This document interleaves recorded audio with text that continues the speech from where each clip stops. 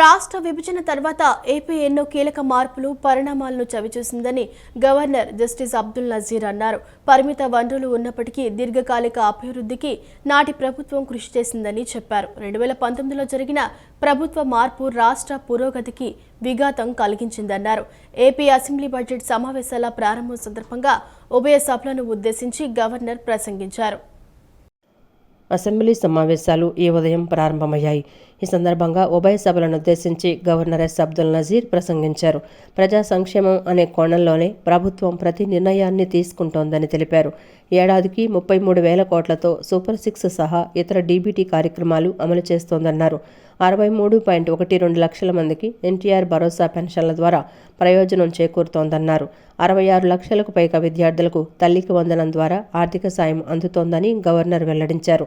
స్త్రీశక్తి పథకం ద్వారా మహిళలకు ఆర్టీసీ బస్సుల్లో ఉచిత ప్రయాణం అందుతోందని తెలిపారు గవర్నర్. అన్నదాత సుఖీభవ ద్వారా 20,000 చొప్పున 46.86 లక్షల మంది రైతులకు లబ్ధి చేకూరుతోందన్నారు. దీపం 2.0 పథకం ద్వారా 1.08 కోట్ల మంది పేద కుటుంబాలకు ఏడాదికి 3 గ్యాస్ సిలిండర్లు ఉచితంగా ఇస్తున్నామని పేర్కొన్నారు. మెగా డిఎస్సి ద్వారా 15,941 ఉపాధ్యాయుల పోస్టుల భర్తీతో పాటు 5,757 మంది కానిస్టేబుల్ రిక్రూట్మెంట్ కూడా ప్రభుత్వం పూర్తి చేసిందని వివరించారు. మత్స్యకార సేవలో పథకం ద్వారా 1.2 లక్షల మందికి 20,000 చొప్పున ఆర్థిక సాయం అందుతోందని తెలిపారు. 1,00,000 మందికి పైగా హ్యాండ్లూమ్, పవర్లూములపై ఆధారపడిన చేనేత కుటుంబాలకు 200, 500 యూనిట్ల చొప్పున ఉచిత విద్యుత్ అందిస్తోందని గవర్నర్ చెప్పారు. విభజన సమస్యలతో పాటు వారసత్వంగా వచ్చిన ఆర్థిక నష్టాలతో ప్రభుత్వం పాలన ప్రారంభించిందని అబ్దుల్ నజీర్ చెప్పుకొచ్చారు. విభజన తర్వాత అధికారంలోకి వచ్చిన ప్రభుత్వం చేసిన అభివృద్ధిని గత పాలకులు ధ్వంసం చేశారన్నారు. వ్యవస్థలను నిర్వీర్యం చేయడంతో అభివృద్ధి ఆగిపోయిందని, ఆర్థికపరమైన ఇబ్బందులు పెరిగాయని తెలిపారు. శాంతి భద్రతలకు విఘాతం కలిగేలా గత పాలకులు పాలించారని, 22A అధికరణను దుర్వినియోగం చేశారన్నారు. మౌలిక వసతులైన విద్యుత్తు, సాగునీరు, రహదారులు లాంటి రంగాల్లో అభివృద్ధి కుంటుపడిందని గవర్నర్ తెలిపారు. 2024లో రాష్ట్రాన్ని పునర్నిర్మాణం చేసే బాధ్యతను ప్రజలు కూటమికి అప్పచెప్పారని, CM Chandrababu, deputy CM Pawan Kalyan నాయకత్వంలో ప్రధాని నరేంద్ర మోదీ సహకారంతో ప్రభుత్వ పాలన అద్భుతంగా సాగుతోందని వెల్లడించారు. 19 నెలల కాలంలోనే రాష్ట్రాన్ని పునర్నిర్మించి గాడిలో పెట్టారన్నారు. రాష్ట్రంలో సూపర్ 6 సహా సంక్షేమ అభివృద్ధి కార్యక్రమాలు రీస్టార్ట్ అయ్యాయని తెలిపారు. Chairman of the Andhra Pradesh state legislative council, Honorable Speaker of Andhra Pradesh Legislative Assembly, and honorable members of this August legislature, it's my honor and privilege to address this joint session of the legislature on the occasion of the budget session for the year 2026-27. The state of Andhra Pradesh has witnessed significant transitions since its bifurcation in 2014. The government that assumed office that year was confronted with unprecedented challenges, including state reorganization, division of assets, loss of urban conglomeration and the capital city, infrastructure deficits, and an agricultural dominant economic base. Despite limited resources, concerted efforts were made to stabilize finances, improve connectivity, rebuild institutions, and lay the groundwork for long-term development. However, the change in governance in 2019 disrupted this momentum. Systemic governance failures emerged, growth stalled, financial stress intensified, institutions destroyed, total anarchy with breakdown of law and order, arbitrary restrictions placed through misuse of Section 22A, and key sectors such as infrastructure, power, irrigation suffered serious setbacks. Assembly పట్ల ప్రతినిధులు బాధ్యతగా ఉండాలని ఉదయం 8:30 నుండి మధ్యాహ్నం వరకు సభలోనే గడపాలని CM Chandrababu ఎమ్మెల్యేలకు ఆదేశించారు. అన్ని మతాలను గౌరవిస్తూ భక్తుల సెంటిమెంట్లకు భంగం కలగకుండా వ్యవహరించాలని ముఖ్యమంత్రి హితవు పలికారు. కూటమిలోని 3 పార్టీల నేతలు జిల్లా స్థాయిలో సమన్వయంతో పనిచేస్తూ ఐక్యతను చాటాలన్నారు. అసెంబ్లీ సమావేశాల నేపథ్యంలో కూటమి ఎమ్మెల్యేలకు ముఖ్యమంత్రి చంద్రబాబు నాయుడు కీలక దిశానిర్దేశం చేశారు. వ్యక్తిగత కక్షల ప్రస్తావనకు అసెంబ్లీని వేదికగా చేసుకోవద్దని, ప్రతి అంశం ప్రజల ప్రయోజనం కోసమే ఉండాలని స్పష్టం చేశారు. ఆవు కథలు మాని సబ్జెక్టుపై పూర్తి అవగాహనతో సభకు రావాలని, కేవలం 3 నుండి 7 నిమిషాల్లోనే విషయాన్ని సమర్థవంతంగా వివరించాలని సూచించారు.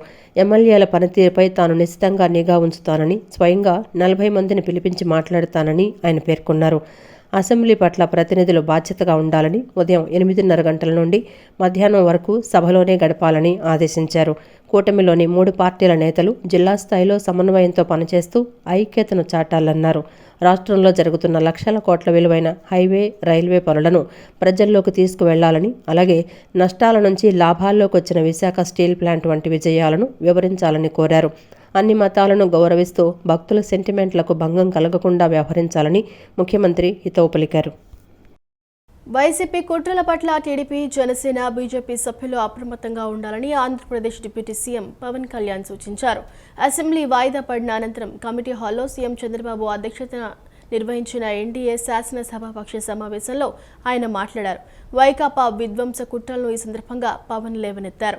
మతాన్ని రాజకీయంగా వాడుకోవాలని వైకాపా చూస్తోందన్నారు. వైసీపీ హిందూ మతాన్ని రాజకీయంగా వాడుకోవాలని చూస్తోందని ఆంధ్రప్రదేశ్ ఉప ముఖ్యమంత్రి పవన్ కళ్యాణ్ ఆరోపించారు. దక్షిణ భారతదేశంలో ప్రతి ఒక్కరూ మతాన్ని గౌరవిస్తారని తెలిపారు. ముఖ్యమంత్రి చంద్రబాబు నాయుడు అధ్యక్షతన ఈ ఉదయం ఎన్డీఏ శాసనసభాపక్ష సమావేశం జరిగింది. అసెంబ్లీ కమ్యూనిటీ హాల్లో జరిగిన ఈ సమావేశానికి 3 పార్టీల ఎమ్మెల్యేలు, ఎమ్మెల్సీలు హాజరయ్యారు. ఈ సందర్భంగా పవన్ కళ్యాణ్ మాట్లాడారు.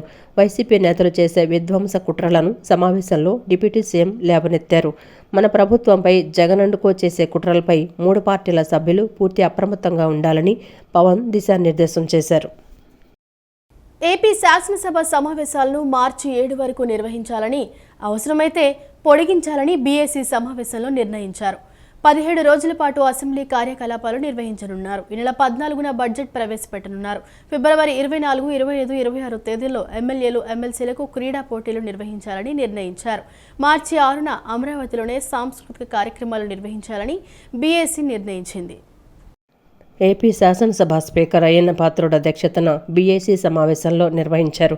సమావేశంలో ముఖ్యమంత్రి చంద్రబాబు, మంత్రులు పయ్యావుల కేశవ్, నాదెండ్ల మనోహర్, ప్రభుత్వ whip GV Anjaneyulu, BJP MLA Vishnukumar Raju, assembly secretary పాల్గొన్నారు. మార్చి 7 వరకు అసెంబ్లీ సమావేశాలు నిర్వహించాలని, అవసరమైతే పొడిగించాలని సమావేశంలో నిర్ణయించారు. 17 రోజుల పాటు అసెంబ్లీ కార్యకలాపాలు నిర్వహించనున్నారు. ఈ నెల 14న బడ్జెట్ ప్రవేశపెట్టనున్నారు. 15 ఆదివారం కాగా మహాశివరాత్రి తర్వాత రోజు 16న సెలవు ప్రకటించారు. 17, 18 తేదీల్లో బడ్జెట్పై చర్చ జరగనుంది. 18న ఆర్థిక మంత్రి సమాధానం ఇవ్వనున్నారు. ఫిబ్రవరి 24, 25, 26 తేదీల్లో ఎమ్మెల్యేలు, ఎమ్మెల్సీలకు క్రీడా పోటీలు నిర్వహించనున్నారు. మార్చి 1, 2, 3 తేదీల్లో అసెంబ్లీకి సెలవు ప్రకటించారు. మార్చి 6న అమరావతిలోనే సాంస్కృతిక కార్యక్రమాలు నిర్వహించనున్నారు. రోజు ఉదయం 9 గంటల నుంచి మధ్యాహ్నం 2 గంటల వరకు సమావేశాలు జరగనున్నాయి. ఉదయం 10 గంటలకు ప్రశ్నోత్తరాలు ముగించాలని, రోజు 0 అవర్ నిర్వహించాలని బీఏసీ భేటీలో నిర్ణయించారు. డిమాండ్ ఫర్ గ్రాంట్స్పై 8 రోజుల పాటు చర్చ జరగనుంది. 6 ఆర్డినెన్స్లకు సభ ఆమోదం తెలపనుంది. ఆంధ్రప్రదేశ్ అసెంబ్లీ బడ్జెట్ సమావేశాలు ఆరంభమైన కాసేపటికే వైసీపీ సభ్యులు అసెంబ్లీ నుంచి వాకౌట్ చేశారు. మాజీ ముఖ్యమంత్రి, వైసీపీ అధినేత వైఎస్ జగన్మోహన్ రెడ్డి సహా వైసీపీ ఎమ్మెల్యేలంతా 11 నిమిషాల వ్యవధిలోనే అసెంబ్లీ నుంచి బయటకు వెళ్లిపోయారు. తిరుమల లడ్డు గోవిందా గోవిందా అంటూ లాబీల్లో నినాదాలు చేశారు. ఈ సమయంలో జై జగన్ అనే నినాదాలని వైసీపీ సభ్యులు చేయగా, నినాదాలు చేయొద్దని జగన్ వారించినట్లు తెలుస్తోంది. ఏపీ అసెంబ్లీ సమావేశాలు ప్రారంభమైన 11 నిమిషాల్లోనే జగన్ వెళ్లిపోయారు. ఉభయ సభలను ఉద్దేశించి గవర్నర్ అబ్దుల్ నజీర్ ప్రసంగిస్తున్న సమయంలో శాసనసభకు వైసీపీ ఎమ్మెల్యేలు, ఎమ్మెల్సీలతో కలిసి జగన్ చేరుకున్నారు. ప్రతిపక్ష హోదా ఇవ్వాలి అనే ప్లకార్డులను, బ్యానర్లను పట్టుకుని వీరు అసెంబ్లీకి చేరుకున్నారు. వైసీపీ సభ్యులంతా కూటమి ప్రభుత్వానికి వ్యతిరేకంగా నినాదాలు చేసుకుంటూ వచ్చారు. గేట్ నెంబర్ 4 నుంచి ప్రభుత్వానికి వ్యతిరేకంగా నినాదాలు చేసుకుంటూ వీరు సభలోకి వెళ్లారు. గవర్నర్ ప్రసంగిస్తున్న సమయంలో ఆయన ప్రసంగానికి పదే పదే ఆటంకం కలిగిస్తూ వైసీపీ సభ్యులు నినాదాలు చేశారు. గవర్నర్ ప్రసంగాన్ని అడ్డుకునే ప్రయత్నం చేశారు. వైసీపీకి ప్రతిపక్ష హోదా ఇవ్వాలంటూ నినదించారు. సూపర్ 6 హామీలను అమలు చేయాలని, నిరుద్యోగ భృతి ఇవ్వాలని డిమాండ్ చేశారు. అయితే 11 నిమిషాల వ్యవధిలోనే గవర్నర్ ప్రసంగాన్ని బాయ్కట్ చేసి సభ నుంచి బయటకు వెళ్లిపోయారు. మరియమాత అంటే తల్లి, అందరికీ చాలా భక్తి, ప్రేమ అని తల్లి దీవెనల కోసం ప్రజలు ఎక్కడెక్కడి నుంచో వస్తున్నారని విజయవాడ బిషప్ తెలుగుతోటి జోసెఫ్ రాజారావు అన్నారు. తల్లి ఎలా సంరక్షిస్తుందో మనందరినీ మరియమాత సంరక్షిస్తుందని ప్రజల ప్రగాఢ విశ్వాసమని పేర్కొన్నారు. ఆమె చల్లని తల్లి కాబట్టి ప్రజలు విజయవాడకు వస్తున్నారని అన్నారు. గుణదల లూర్దు మాత ఉత్సవాలు ఘనంగా ముగిశాయి. ఉత్సవాల ముగింపు సందర్భంగా బిషప్ గ్రాసీ హైస్కూల్లో ప్రత్యేక ప్రార్థనా కార్యక్రమం నిర్వహించారు. దివ్య బలిపూజ కార్యక్రమంలో 500 మంది గురువులు, 1000 మంది మఠకన్యలు, క్రైస్తవులు వేలాదిగా పాల్గొన్నారు. విజయవాడ బిషప్ తెలుగుతోటి జోసెఫ్ రాజారావు ఇతర మత గురువులతో కలిసి సమిష్టి దివ్య బలిపూజ కార్యక్రమాన్ని నిర్వహించారు. అనంతరం బిషప్ రాజారావు మాట్లాడుతూ గుణదల లూర్దు మాత ఉత్సవం చివరి రోజు దివ్య పూజతో ఆరంభమైందన్నారు. 200 మందికి పైగా గురువులు అనేక డయాసిస్ల నుంచి వచ్చారని తెలిపారు. వారందరితో కలిసి పూజను సమర్పించామని అన్నారు. 13,000 మంది వచ్చారని, అనేక ప్రాంతాల నుంచి ముఖ్యంగా విజయవాడ డయాసిస్ నుంచి వచ్చారని తెలిపారు. మరియమాత అంటే అందరికీ చాలా భక్తి, ప్రేమ అని, తల్లి దీవెనల కోసం ప్రజలు ఎక్కడెక్కడ నుంచో వస్తున్నారని అన్నారు. తల్లి ఎలా సంరక్షిస్తుందో మనందరినీ మరియమాత సంరక్షిస్తుందని ప్రజల ప్రగాఢ విశ్వాసం అని పేర్కొన్నారు. అందుకే ప్రతి సంవత్సరం ప్రజల సంఖ్య పెరుగుతోందన్నారు. మరియమాతను తెలుసుకొని ప్రజలు ఆమెను వేడుకొని అనేక వరాలు పొందుతున్నారని అన్నారు. విజయవాడలో ఉన్న తామంతా ధన్యులమని, అనేక మంది విజయవాడకే వస్తున్నారని, ఆమె ప్రాచుర్యం పెరిగిపోతోందని తెలిపారు. ఆమె చల్లని తల్లి కాబట్టి ప్రజలు ఇక్కడికి వస్తున్నారని అన్నారు. అనంతరం ఫాదర్ మొవల్ ప్రసాద్ మాట్లాడుతూ భగవంతుని కార్యములు మహత్తరమైనవై మనిషి ఆలోచనలకు అందనివని అన్నారు. కానీ తన ఆలోచనలు, కార్యాలు అనేక విధాలుగా మనకు అందిస్తారని చెప్పారు. గుణదల మాత ఉత్సవాలు ముగిసిన సందర్భంలో దేవునికి కృతజ్ఞత స్తోత్రాలు, మరియమాతకు వందనాలు తెలియజేస్తున్నట్లు పేర్కొన్నారు. మరియ తల్లి ఉన్న చోట్ల భగవంతుడు ఉంటాడని, భగవంతుని ఆశీస్సులు మెండుగా ఉంటాయన్నారు. గుణదల లూర్దు మాత చివరి రోజు ఉత్సవం ఈరోజు ఈ దివ్య పూజతో ఆరంభమైంది. ఈ దివ్య పూజ చాలామంది గురువులు అనేక డయాసిస్ నుంచి వచ్చారు. 200 పైగా గురువులు ఉన్నారు ఇక్కడ. వారితో పాటు ఇంకొక మేత్రాణులు అంటే ఇంకో బిషప్ గారు, ఆయన శ్రీలంక నుంచి వచ్చారు. అందరం కలిసి పూజ సమర్పించి ఈరోజు చాలామంది ప్రజలతో ఈ పూజలు సమర్పించాం. దగ్గర 13,000 మంది వచ్చినట్టు మేము అంచనా. వీళ్ళందరూ అనేక ప్రాంతాల నుండి, అనేక జిల్లాల నుండి వచ్చారు. ముఖ్యంగా విజయవాడ డయాసిస్ నుంచి వచ్చారు. వాళ్ళకు ఇక్కడికి రావడం మామూలుగా ప్రతి సంవత్సరం ఒక ముఖ్యమైన పండుగ. భగవంతుని కార్యములు మహత్తరమైనవి, మనిషి ఆలోచనకు అందనవి. కానీ తన యొక్క ఆలోచనలు, కార్యాలు అనేక విధాలుగా మనకు అందిస్తారు. వారిలో ప్రధానమైనటువంటి వ్యక్తి ఆయన ఈ లోకంలో జన్మనిచ్చినటువంటి మరియ తల్లి.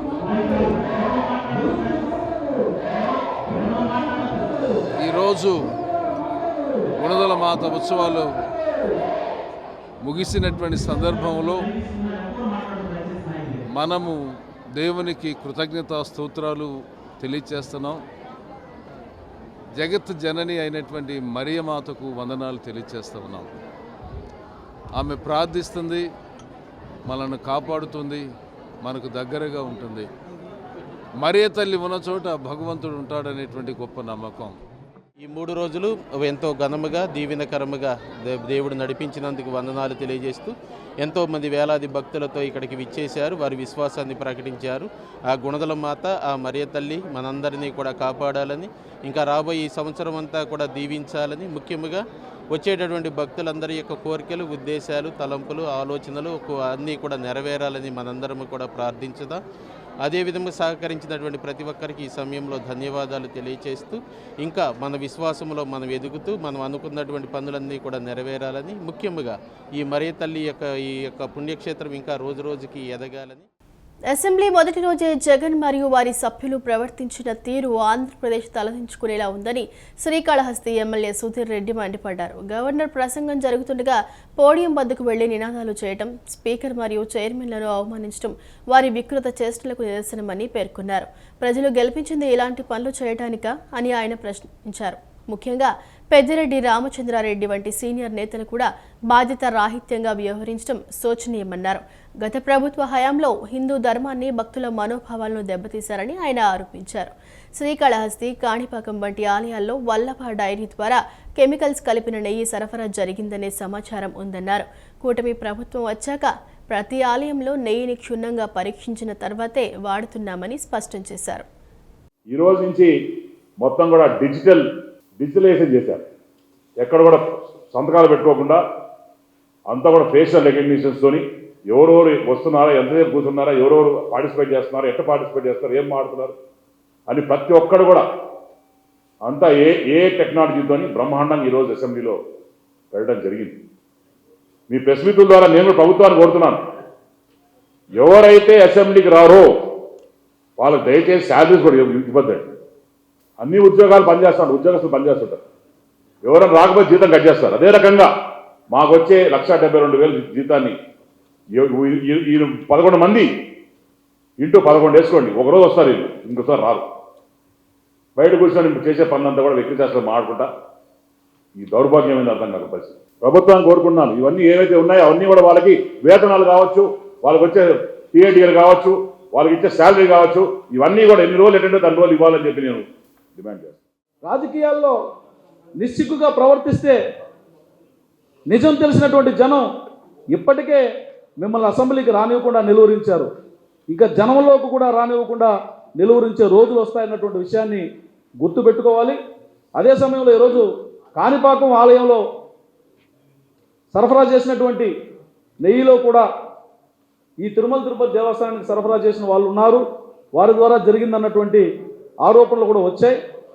నేను ఆ ప్రాంతానికి ప్రాతినిధ్యం వహిస్తున్నటువంటి ఒక ప్రజాప్రతినిధిగా అలాంటివి జరిగి ఉంటే వాటి మీద కూడా విచారణ చేపట్టాలి.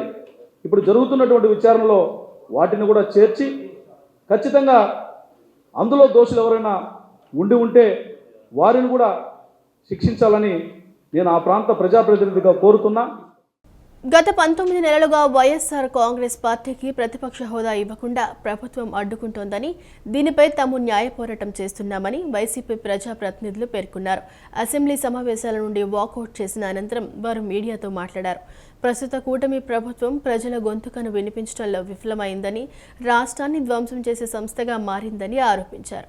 రాష్ట్రంలో రాజ్యాంగం కాకుండా లోకేష్ రాజ్యాంగం నడుస్తోందని, శాంతి భద్రతలు పూర్తిగా క్షీణించాయని విమర్శించారు.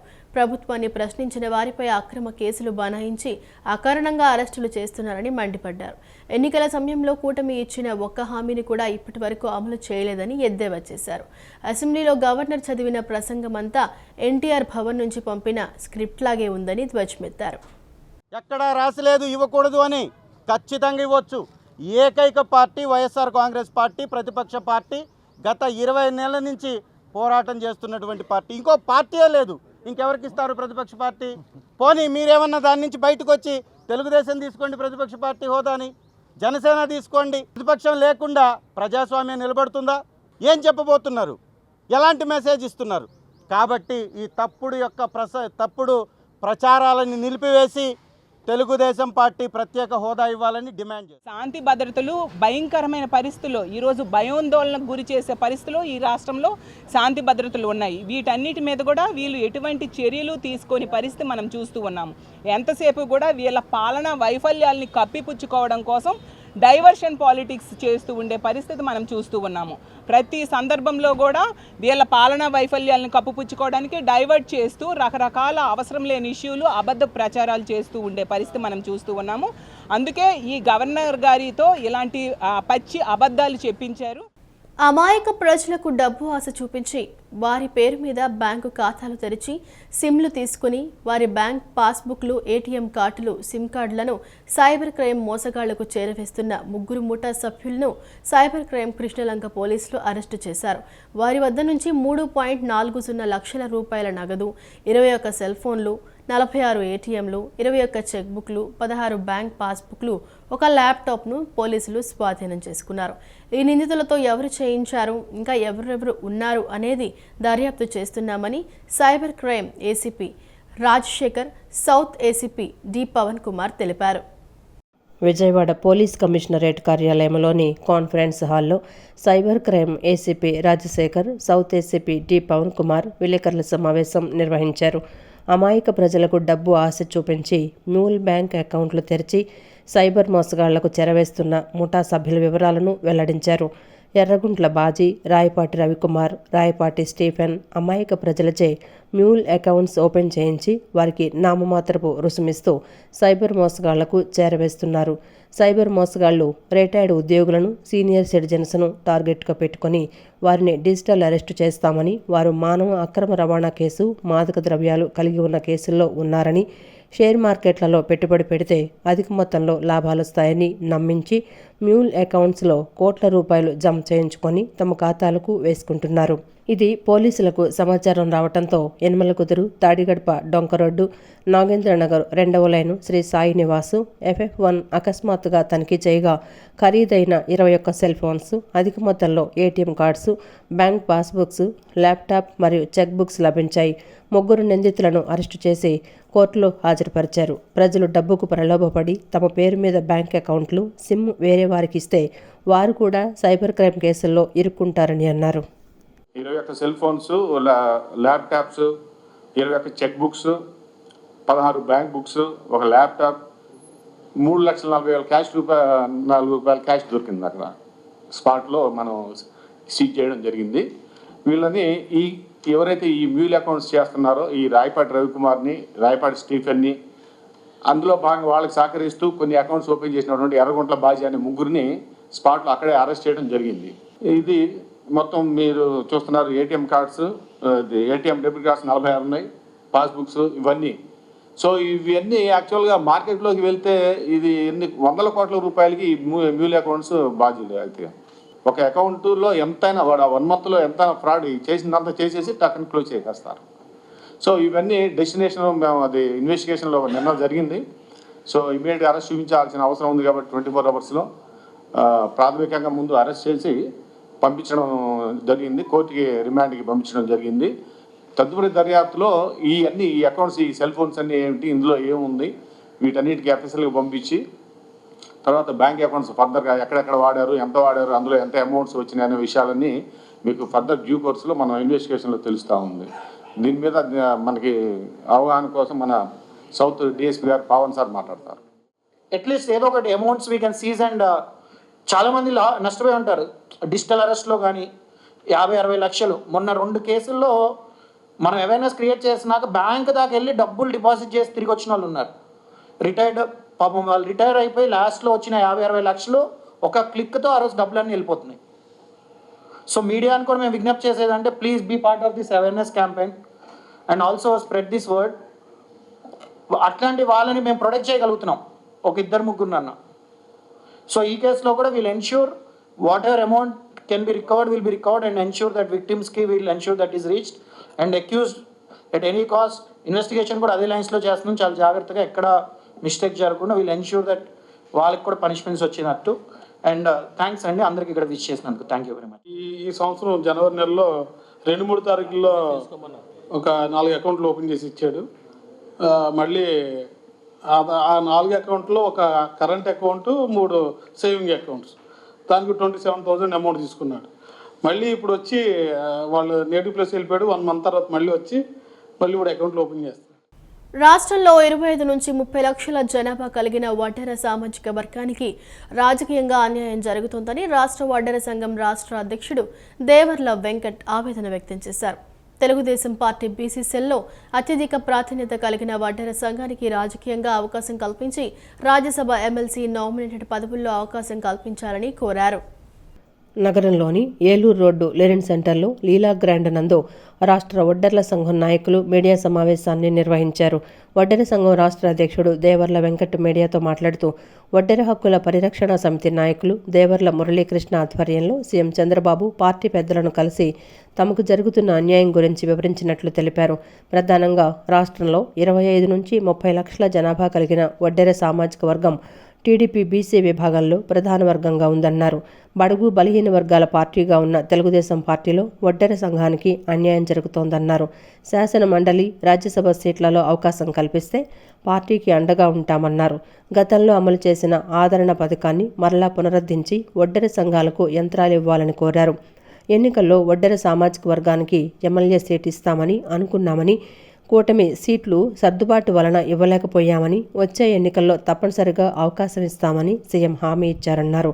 ప్రస్తుతం ఎమ్మెల్సీ, రాజ్యసభ సీట్లు ఖాళీ అవుతున్న నేపథ్యంలో ఒడ్డెర సామాజిక వర్గానికి సీట్లు కేటాయించాలని కోరారు. అలాగే సీఎం చంద్రబాబు మైనింగ్ 17% కల్పిస్తామని హామీ ఇచ్చారని, త్వరలో అమలు చేయాలన్నారు. పార్టీ స్థాపించినప్పటి నుంచి పెద్దలున్నారని, వారికి ఆర్థిక స్తోమతలు లేకపోయినా పార్టీ కోసం పనిచేస్తున్నారని, వారిని గుర్తించాల్సిన అవసరం ఉందన్నారు. గతంలో ఏదైతే కార్పొరేట్ చైర్మన్ మురళి గారు ఏదైతే ఆదరణ పథకంలో కూడా భాగంగా ఒడ్డెర్లకి రాష్ట్ర వ్యాప్తంగా తిరిగి అనేక గ్రూప్ సభ్యులకి, సంఘాలకి, మా వాళ్ళకి న్యాయపదంగా వచ్చే విధంగా చేశారు. ఇప్పుడు కూడా ఏదైతే ప్రభుత్వం ఉందో కూటమి ప్రభుత్వంలో భాగంగా ఎమ్మెల్యే సీటు కేటాయించలేకపోమని చెప్పి నాడు చంద్రబాబు నాయుడు గారు, లోకేష్ గారు చెప్పారు. కానీ ఈ రోజున రానున్న మే నెలలోనూ ఒక 4-5 నెలల్లో ఎమ్మెల్సీలు, రాజ్యసభ ఖాళీలు అవుతున్నాయి. కాబట్టి పార్టీలో పెద్దలు చాలామంది కూడా పార్టీ పెట్టిన దగ్గర నుంచి కూడా కష్టపడి ఆర్థికంగా వారి స్తోమతకు మించి కూడా కష్టపడి అన్ని విధాలుగా నష్టపోయి ఉన్న పెద్దలను కూడా గుర్తించి ఖచ్చితంగా కూటమి ప్రభుత్వం ఒడ్డెలకి న్యాయం చేస్తుందని భావిస్తా ఉన్నాం. నారా లోకేష్ బాబు గారిని కూడా కల్పించమని అడిగాం. అదేవిధంగా పొద్దునగా నిన్నగడ మంత్రిని, మా బీసీ ముద్దుబిడ్డ మరి సౌతమ్మ గారిని కూడా మేము ఫోన్ చేసి కూడా మాట్లాడాము. అమ్మ బిజీగా ఉంటే వాళ్ళు కూడా మాట్లాడి చేస్తామని చెప్పిందని కూడా ప్రత్యేకంగా ధన్యవాదాలు. మరి ఈ కార్యక్రమంకి వచ్చిన వాళ్ళందరూ కూడా ప్రత్యేకంగా ధన్యవాదాలు తెలియజేస్తున్నాం. తప్పకుండా మన సమస్యల్ని మనమంతా కలిసి ముందుకు మనం ముఖ్యమంత్రి దృష్టికి తీసుకుని తగిన న్యాయం చేసుకుందామని కూడా తెలియజేస్తున్నాం. శ్రీవారి లడ్డు కల్తీపై హిందూ మనోభావాలు దెబ్బతిన్నాయని పవిత్ర పుణ్యక్షేత్రమైన ఏడుకొండల వెంకటేశ్వర స్వామి శ్రీవారి ప్రసాదం కల్తీ చేయడం పెద్ద అపచారమని జనసేన సెంట్రల్ నియోజకవర్గం అధ్యక్షులు కుప్పల శ్రీనివాస్ ఆవేదన వ్యక్తం చేశారు. వైఎస్ఆర్సీపీ ప్రభుత్వం అంటేనే కల్తీరెడ్డి ప్రభుత్వం అని, మన దేశంలో జరుగుతున్న ఈ దారుణాన్ని హిందూ సంఘాలు మరియు అందరూ కలిసికట్టుగా పోరాటాలు చేయాలని కోరారు. నగరంలోని గాంధీనగర్ ప్రెస్ క్లబ్లో జరిగిన విలేకరుల సమావేశంలో జనసేన సెంట్రల్ డివిజన్ నాయకులు మాట్లాడుతూ కల్తీ నెయ్యి వ్యవహారాన్ని పక్కదోవ పట్టించడానికి అంబటి రాంబాబును తెరపైకి తీసుకొచ్చారని, రాష్ట్రంలో అలజడులు సృష్టిస్తూ రాష్ట్ర ప్రజలను భయభ్రాంతులకు గురిచేస్తున్నారని ఆరోపించారు. సిట్టు విచారణలో లడ్డూ కల్తీ జరిగిందని తెలిపింది. 68 కోట్ల లీటర్ల కల్తీ నెయ్యిలో 250 కోట్ల రూపాయల వైఎస్ఆర్సీపీ ప్రభుత్వం అవినీతికి పాల్పడిందన్నారు. భారతదేశంలో ఉన్నామా, పాకిస్తాన్లో ఉన్నామో అయోమయ పరిస్థితి ఏర్పడిందన్నారు. ధనలాభం కోసం ప్రజల ఆరోగ్యాన్ని గాలికొదిలేసి ఇంతటి దారుణానికి పాల్పడ్డారని, గతంలో కూడా వైఎస్ఆర్సీపీ ప్రభుత్వం కల్తీ మద్యం తయారు చేసి జనాల ప్రాణాలతో ఆడుకుందన్నారు. వైఎస్ఆర్సీపీ ప్రభుత్వం అంటేనే కల్తీరెడ్డి ప్రభుత్వమని, మన దేశంలో జరుగుతున్న ఈ దారుణాన్ని హిందూ సంఘాలు మరియు అందరూ కలిసికట్టుగా పోరాటాలు చేయాలని కోరారు. మేము చూసాం 2022లో, మేము 2023లో నేను తిరుపతికి వెళ్ళాను. ఆ రోజు లడ్డు చూస్తే చాలా మెత్తగా జిగురుగా ఉంది. గతంలో లడ్డు ఒక 10 రోజులు 15 రోజులు నిలవైన ఉండేది. ఆ టైంలో 2 రోజులకి 3 రోజులకే లడ్డు వాసన వచ్చే విధంగా తయారు చేశారు. అంటే దాంట్లో శ్రీవారి లడ్డూలో పామాయిల్తో కూడిన, కొన్ని కెమికల్స్తో కూడిన, యానిమల్స్ ఫ్యాట్తో కూడిన విధంగా ఈ నెయ్యి విధంగా తయారు చేసి, కల్తీ నెయ్యిని తయారు చేసి శ్రీవారి లడ్డూ ప్రసాదం తయారు చేయడం అనేది వాస్తవమని సిట్టు దర్యాప్తులో తేలింది. దీన్ని పూర్తిగా మేము జనసేన పార్టీ విజయవాడ సెంట్రల్ నియోజకవర్గం నుంచి, జనసేన పార్టీ తరపు నుంచి దీన్ని తీవ్రంగా ఖండిస్తున్నాం. మనం అసలు మన భారతదేశంలో ఉన్నామా, పాకిస్తాన్లో ఉన్నామన్న భయంగా ఉంది. ఇదివరకు పాకిస్తాన్ వాళ్ళు దాడులు చేశారు, ఉగ్రదాడులు అని చెప్పని అనుకుంటున్నాము. వీళ్ళు మన దేశంలోనే ఉండి మన దేశ ప్రజలను ఇంత కించపరిచే విధంగా లడ్డూని కల్తీ చేయడం అనేది చాలా దుశ్చర్య. ఇది హిందువుల ఒక్కరిదే కాదండి, రేపు క్రిస్టియన్ దాకా రావచ్చు, ముస్లిం దాకా రావచ్చు. మనమంతా ఒకటే అని మన భారతదేశంలో మనం అనుకుంటున్నాము. ప్రతి ఒక్కరు కూడాను స్పందించి ప్రతి ఒక్కరు కూడాను మన దేశంలో జరుగుతున్న ఈ దారుణాన్ని ఖండించాలని అందరూ కూడా ముందుకు వచ్చి వాళ్ళ అభిప్రాయాన్ని తెలియజేయాలని కోరుకుంటున్నామండి. ఈ వార్తలు ఇంతటితో సమాప్తం. మరో బులెటిన్తో మళ్ళీ కలుసుకుందాం. అంతవరకు సెలవు. నమస్కారం.